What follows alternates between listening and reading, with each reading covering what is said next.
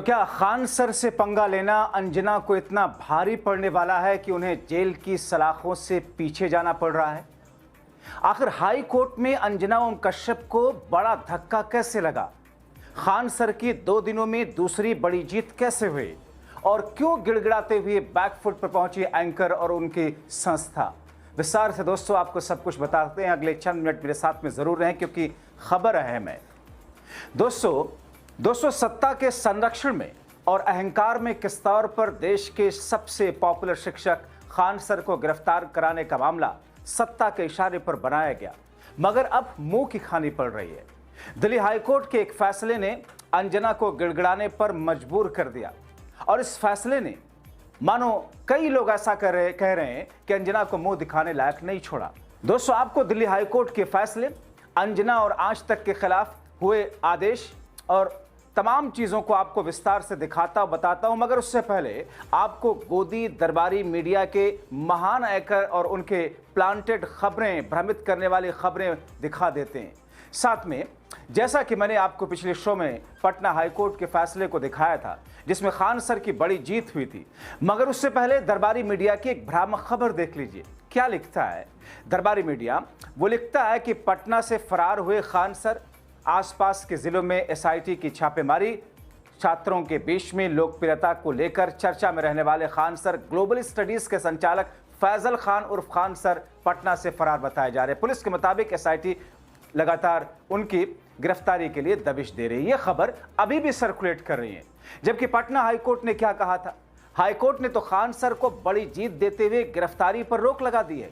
देखिए खबर जिसमें लिखा है कि खान सर को कोर्ट से बड़ी राहत, फिलहाल गिरफ्तारी पर रोक। मतलब अदालत के अगले आदेश या अगली सुनवाई तक संबंधित व्यक्ति के खिलाफ में कोई कठोर या दबावपूर्ण कार्रवाई नहीं की जा सकती है, सरकार हो या फिर पुलिस हो।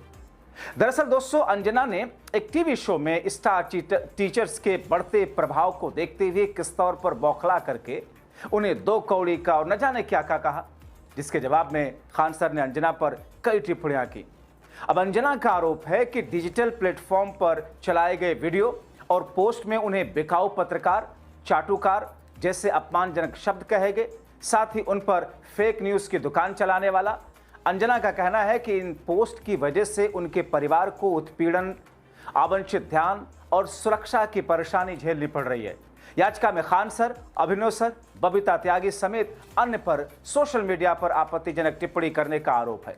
अंजना ने यूट्यूब, मेटा और एक्स से संबंधित सामग्री हटाने की मांग की। इसके अलावा 2 करोड़ रुपयों के हर्जाने की भी मांग की थी।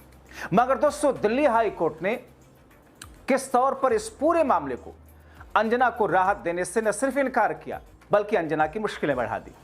दिल्ली हाई कोर्ट ने कह दिया कि यह मामला तो पहली नजर में सुनवाई लायक बनता ही नहीं है, यह भी क्लियर ही नहीं है, और हाई कोर्ट ने सुनवाई से इनकार कर दिया तुरंत, फौरी तौर पर।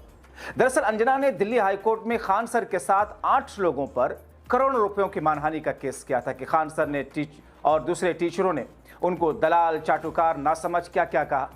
अब देखिए ना कि अंजना टीचरों को 2 कौड़ी का कहें, गंवार कहें तो ठीक, मगर उन पर अटैक हो तो मानहानि के लिए पहुंच गई हाई कोर्ट। मगर जब उनके खिलाफ मामला हुआ तो भागी भागी कोर्ट पहुंची, लेकिन राहत नहीं, उनकी फजीहत उल्टे हो गई। अब यह कहा जा रहा है कि अंजना के खिलाफ अब टीचर्स और खान सर बड़ी अदालत का रुख कर रहे हैं कि गिरफ्तारी अंजना की होनी चाहिए। अपने वकीलों से सलाह मशवरा लेकर के अंजना को गिरफ्तार कराने के लिए एक मुहिम चला रहे हैं जो कि कोर्ट में पहुंच रहे हैं। इसी बीच में दोस्तों अंजना और आज तक और इंडिया टुडे ग्रुप के मालिक अरुण पुरी के खिलाफ केसेस खुलने लगे, जिसमें उनके खिलाफ केसेस हो रखे हैं। देखिए आवेश तिवारी नाम के एक यूजर ने क्या ट्वीट किया है। उन्होंने लिखा कि अंजना ओम कश्यप और इंडिया टुडे ग्रुप के मालिक अरुण पुरी पर पंजाब, हिमाचल समेत अलग अलग राज्यों में गंभीर धाराओं में मुकदमे दर्ज हैं, जिनमें SC/ST एक्ट भी शामिल है। यूपी में एक मामले में तो कोर्ट ने अंजना के खिलाफ मुकदमा दर्ज करने का आदेश दिया था। यह अब तक गिरफ्तार क्यों नहीं किए गए? यानी कि जिस मामले में अंजना के खिलाफ में उत्तर प्रदेश में केस हुआ, कोर्ट ने बाकायदा उनके खिलाफ FIR की बात कही, लेकिन गिरफ्तारी अभी तक नहीं। और जिस तरीके से पंजाब में और दूसरी जगहों में वो SC/ST एक्ट के समेत कई धाराओं में मुकदमे दर्ज हैं दोस्तों, उसमें तो सीधी गिरफ्तारी है। यहां तक कि पंजाब में टीवी कार्यक्रम के दौरान वाल्मीकि पर टिप्पणी भी अंजना ने की थी। वाल्मीकि पर टिप्पणी के लिए अंजना ओम कश्यप पर केस दर्ज हुआ था। अंजना ओम कश्यप अरुण पुरी के खिलाफ लुधियाना में एफआईआर हुई है। आपने देखा कि किस तौर पर इस अखबार ने हेडलाइन बनाई कि आखिर किस बात पर फूटा वाल्मीकि समाज का गुस्सा। यानी कि एक तरफ उस समाज का गुस्सा तो है ही है, दूसरी तरफ अदालती और कानूनी कार्रवाई है, इनके खिलाफ में केसेस है। मतलब दोस्तों, अंजना और आज तक ने न जाने किस किस तौर पर क्या क्या टिप्पणियां की। कभी भारत पाक बंटवारे और अल्पसंख्यकों को लेकर, विपक्ष को लेकर, नोट में चिप लगाने वाले मामले को लेकर क्या कुछ नहीं कहा गया, देश के शिक्षकों को लेकर। मगर अंजना पर इतने केसेस होने के बावजूद गिरफ्तारी नहीं, कोई कार्रवाई नहीं। अब ऐसे में अंजना और आज तक के खिलाफ प्रदर्शन चरम पर है। लोग अंजना की गिरफ्तारी की मांग कर रहे हैं। अब दोस्तों, अंजना ने मानहानि के केस करके अपनी ही पैरों पर कुल्हाड़ी मार ली। इसी पूरे मामले को लेकर के मौजूदा वक्त में कॉकरोच पार्टी के समर्थक जिस तरीके से केंद्र की सत्ता को हिलाने के लिए सड़कों पर हैं, आज भी प्रदर्शन चल रहा है। कॉकरोच पार्टी ने अंजना पर प्रहार करते हुए क्या लिखा? उन्होंने अपने एक्स पर लिखा, अंजना का फोटो और आज तक का शेयर करते हुए कि सोचिए पत्रकारिता का क्या स्तर हो गया है, किस प्रकार से बेवकूफ बनाने के प्रयास किए जा रहे हैं।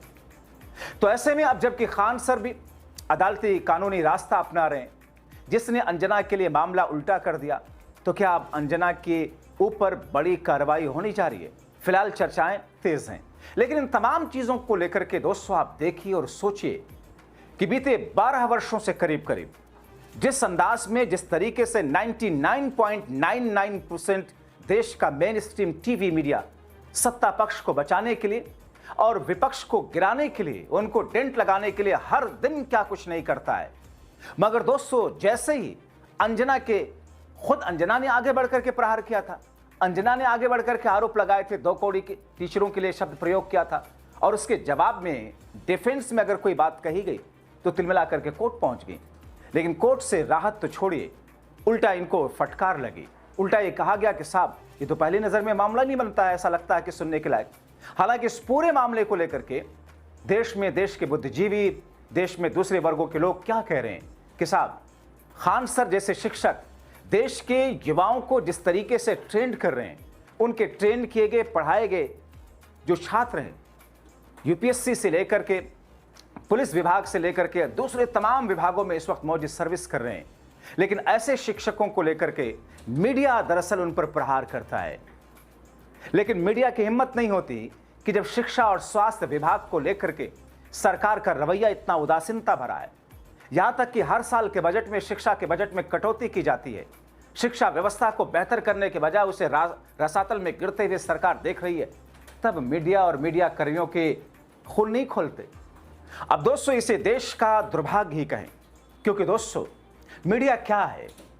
दरअसल लोकतांत्रिक और डेमोक्रेटिक देश में मीडिया जनता की आवाज है। क्योंकि जनता डायरेक्ट जाकर किसी मंत्री से, किसी नेता से, किसी सांसद से सवाल नहीं कर सकती, नहीं ऑप्शन होता है, तो ऐसे से सवाल करना तो छोड़िए, जनता, बहुत सारे ऐसे लोग होंगे जो आज तक टीवी अखबार छोड़ दें तो कभी सामने से नेता को देखा तक नहीं होगा। ऐसे में जनता के प्रवक्ता के तौर पर विपक्ष जिम्मेदारी निभाता है, संसद से लेकर सड़क तक, सरकार को चेताने के लिए, सरकार को बताने के लिए कि आप कहां गलत कर रहे हैं, आपकी पॉलिसीज गलत हैं। और जनता और विपक्ष की आवाज बनकर के मीडिया सत्ता पक्ष के सामने सवाल रखता है और ये कहता है कि आप गलत कहां पर कर रहे हैं। ये जिम्मेदारी उसकी, मीडिया धर्म है। मगर मीडिया धर्म के बजाय हो क्या रहा है, आप भली भांति जाते हैं, अच्छे तरीके से समझते हैं। तो ऐसी स्थिति में दोस्तों आगे क्या होगा, अंजना की मुश्किलें कितनी बढ़ेंगी, ये देखना बहुत महत्वपूर्ण होगा। आप क्या सोचते हैं, अपनी राय कमेंट बॉक्स में लेकर जरूर लिखें।